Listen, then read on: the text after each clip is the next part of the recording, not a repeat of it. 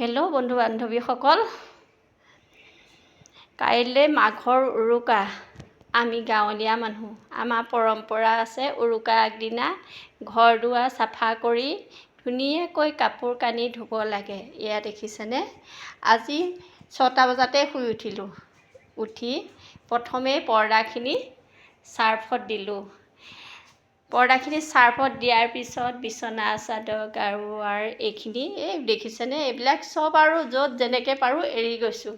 এয়া চব উদং কৰি ৰাখিছোঁ আৰু খুলি সকলোবোৰ ধুই একোটা সামৰিলোঁ। একোটা মানে বুজি পাইছে নহয়, এই 6টা বজাতে যে ধুইছোঁ বুলি কৈছিলোঁ, সেইখিনি মোৰ 11:30মান বজাত শুকাই গ'ল।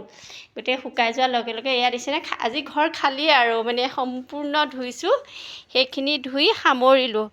জাপিবলৈ কিন্তু সময় হোৱা নাই দেই, মানে ৰাতিহে চাগে জাপিম আৰু। এতিয়া আকৌ দ্বিতীয়খিনি ৰ'দাইছোঁ। দেখিছেনে আপোনালোকে বাৰু কাপোৰ এনেকৈ বিহুৰ আগত ধুৱেনে? আমাৰ অসমীয়া সমাজততো সকলোৱে ধুৱে বাৰু, তথাপিতো কিবা এটা ভাল লাগে। যিমানেই পৰিষ্কাৰ নহওক কিয় বিহুৰ আগদিনা ধুলে মনটো বেছি ভাল লাগে। সেয়ে আপোনাৰ ভাগে ভাগে এভাগ সামৰিলোঁ। এতিয়া এয়া দ্বিতীয় ভাগ মেলিছোঁ। আৰু মোৰ কি জানে, আমাৰ চোতালখনত ইমান ধুনীয়াকৈ ৰ'দ পৰে নহয়, আপোনাক কি বুলি ক'ম। আপোনাৰ পাতল কাপোৰবোৰতো 2-3 ঘণ্টাতে শুকায়। এয়া অলপ বাৰু মেলিবলৈ আছে, এয়া বাকেটতে আছে। যেনি পাৰোঁ আপোনাৰ দেখিছেনে, য'তেই পাৰোঁ আৰু এনেকৈ দিছোঁ, দি মেলিছোঁ। বৰা চাউল কেইটামানো ভিজাই ৰাখিছোঁ, ভাবিছোঁ সন্ধিয়া লগা কিবা এটা পিঠা বনাম আৰু।